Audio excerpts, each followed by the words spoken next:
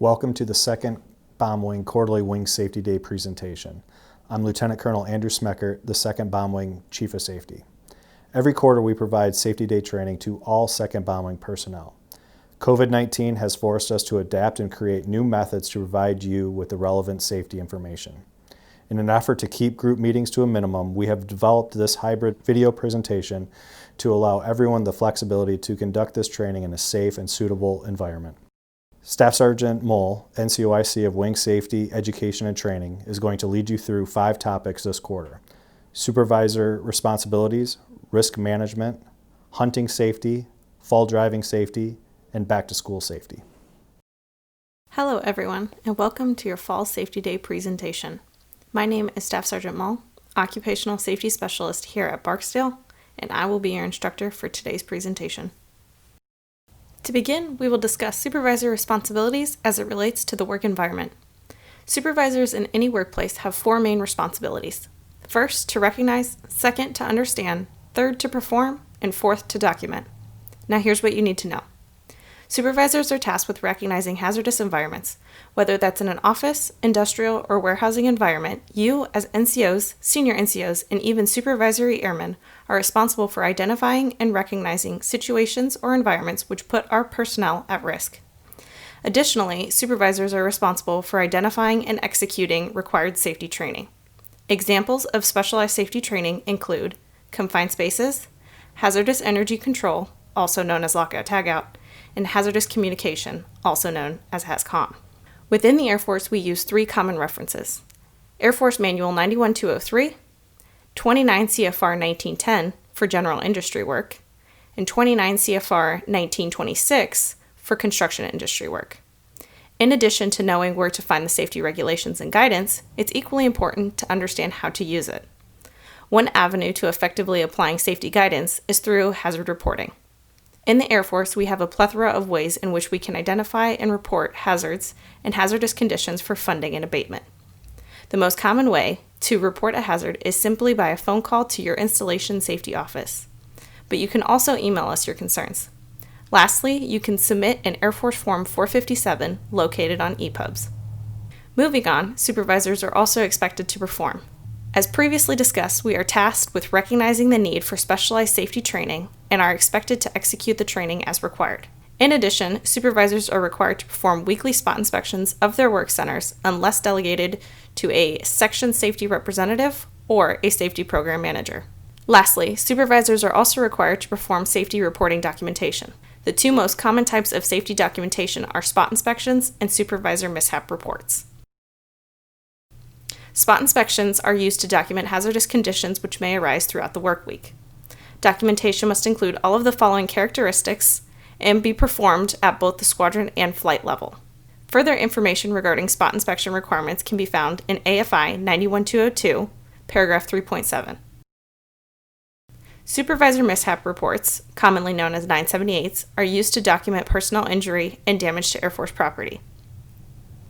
978 should be completed by the member supervisor to include the who, what, when, where, and why. Once completed, the supervisors will submit the 978 to the Wing Safety Office using the squadron's mishap reporting procedures. Every squadron's procedures are different, so please ensure that you are checking with your unit safety reps for accurate reporting. 978s are due to the Barksdale Safety Office no later than 3 duty days from the date of the mishap. So please make sure that you are informing your leadership of all mishaps in a timely manner. Next, we will discuss risk management. What is risk management exactly? Risk management is a decision-making process used to systematically evaluate COAs, identify risk and reward to determine the best course of action for any given situation. There are 2 types of risk management in the Air Force: deliberate and real-time. Deliberate risk management is a planning practice which involves the application of the 5-step risk management process. Real-time risk management, however, is a decision made during the execution or tactical phase of a mission, meaning there is minimal, if any, risk, reward, and cost analysis. In addition to the 2 types of risk management, there is also 5 steps in the risk management process. First is to identify hazards. Second, to assess the hazards. Third is to develop controls or mitigation efforts and to make a decision. Fourth is to implement the controls.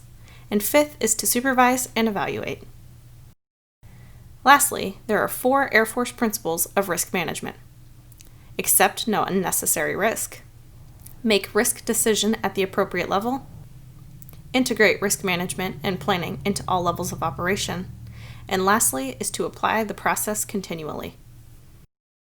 Next, we'll cover some tips for taking advantage of Barksdale's Sportsman's Paradise. First, let's cover some hunting tips. For newly PCS members, completing a state-certified hunter safety course is always recommended to familiarize yourself with state and local laws. Not only do they teach hunter safety and education, but they will also alert you on ethical hunting practices and local wildlife conservation efforts. And while not required by all states, the NRA strongly recommends wearing blaze orange color clothing to help your fellow hunters distinguish you from the rest of the environment. Fun fact, if you didn't already know, deer can't distinguish this color, but your fellow hunters can, and for that reason, wearing orange helps enhance your safety. So now we'll discuss the 4 rules of firearm safety. First, treat every firearm as if it's loaded. Second, never point the muzzle of a firearm at anything you do not intend to shoot. Third, know your trigger etiquette. Keep your finger off the trigger until you are ready to fire. Fourth, know your surroundings, and even what's beyond. Other recommendations are to read the manufacturer's instructions of your firearm, inspect your firearm before each use, and practice, practice, practice. Nothing's worse than being in Sportsman's Paradise and being a bad shot. Lastly, other tips for non-hunters: know when hunting season is. Wear bright colored clothing. Identify yourself. Be courteous to those around you. Don't be that guy or gal. All right, everyone, we're almost done. Just 2 topics left to cover, so thanks for hanging in there with me. Driving in the fall can be especially dangerous. Sun glare in dawn and dusk hours make it much more difficult to see headlights, taillights, and even traffic lights. Please ensure that you have your headlights on at all times, during daytime and nighttime driving. And also, be sure to keep your sunglasses handy to minimize the glare. Tips for driving in the rain. First, make sure your windshield wipers are in good working condition. Second, avoid standing water. Third, ensure you have at least a 5-second pace from the car in front of you to minimize the likelihood of a hydroplaning accident. Lastly, be cognizant of your surroundings. So many environmental factors can play into the visibility. If you are unfamiliar with your environment, slow down and take your time. All right, everyone, so we're here at the end. Before we get started, I just wanted to take a moment to say thank you. Thanks for what you do every single day. Without you doing your job and doing it safely, we wouldn't be the world's greatest Air Force that we are today. So let's get started. Kids going back to school during these uncertain times are going to be difficult this fall. But one thing is for certain, distracted driving is the #1 cause for motor vehicle accidents. Cell phones are a top distraction because people use them for so many hours throughout the day. Updated technology in new vehicles is causing more distracted driving accidents today more than ever. Whatever the reason, text, phone call, or notification, it can wait. When school does open back up in full swing, please make sure to pay attention to the crosswalks, yield sign, and school zone indicators. Never try and pass a vehicle that is stopped for pedestrians. Parents, please be sure to teach your kids how to get to school safely, whether they are walkers, bus riders, bike riders, or drivers. There are plenty of do's and don'ts for commuting safely. Well, that's all I have for now. From Supervisor Responsibilities to hunting to how to get your kids to school safely. I hope this presentation at least had something for you. Thanks for taking the time to listen to me ramble, even though I'm sure it was required. And I hope y'all have a great rest of your day. This concludes your quarterly Safety Day training. If you have any questions regarding the material discussed or any other safety issues, please feel free to contact me or any of my safety professionals using the contact information provided. Keep up the great work and stay safe.